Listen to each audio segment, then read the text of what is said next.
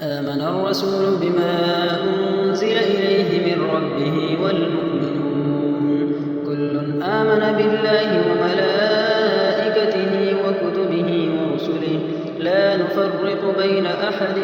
من رسله وقالوا سمعنا وأطعنا غفرانك ربنا وإليك المصير لا يكلف الله نفسا إلا وسعها لها ما كسبت وعليها ما اكتسبت